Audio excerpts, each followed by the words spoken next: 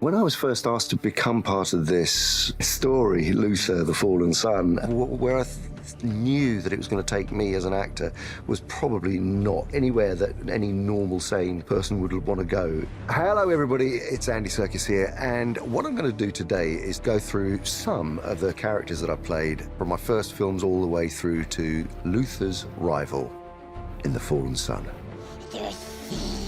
I will never, ever forget the very first time I saw a digital incarnation of Gollum. I was wearing a motion capture suit. I remember lifting up my right hand and Gollum was there lifting up his right hand. I was so freaked out by it and so engrossed in the potential immediately of what this technology could do. It was a real epiphany and a really extraordinary moment. Obviously, we shot 3 films over the course of 3 to 4 years, and I'm always the last one to leave the set because when we would shoot on location, we would be filming my performance.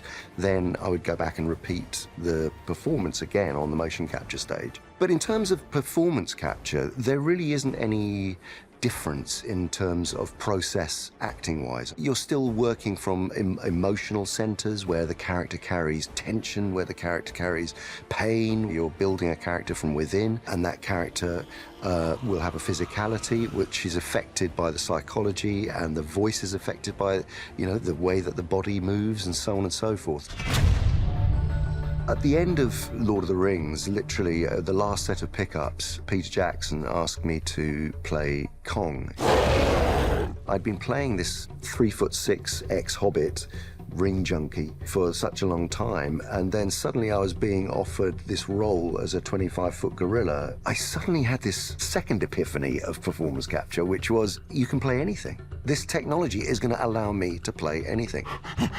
I decided to take it upon myself to go out to Rwanda to study mountain gorillas, and I spent considerable time there with the Dian Fossey Gorilla Fund International and really observed this troop of 23 gorillas for some time and watched them and their rhythm. And then I came back and worked at London Zoo with gorillas who had grown up and lived in captivity. Gorillas in captivity who are surrounded by human beings all day tend to reflect human behavior. And so facial expressions were much, much more human-like. Kong was a construct of sort of bringing some of the mountain gorilla rhythms, and then Kong's more human facial expressions were born out of those two separate studies. Weirdly, one of the things that we discovered about Kong was that he had a sense of humor.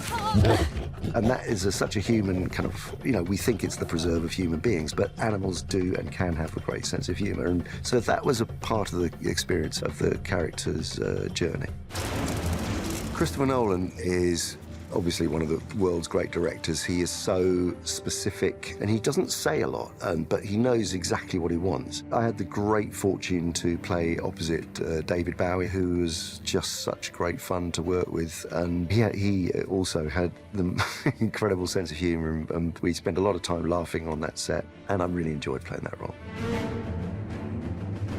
People think with performance capture you have to do a lot of movement, a lot of, like it's extraneous, like it's almost pantomiming the role, and the opposite is true, and especially when you have a character like Snoke, who everything is very, very much about the close-up and about the internalization of the performance. It was a very dark character to play. I mean, here was this extremely powerful villain, but there's also, he carries a lot of pain. There was so many contradictions in that character, and I really enjoyed kind of pulling those apart.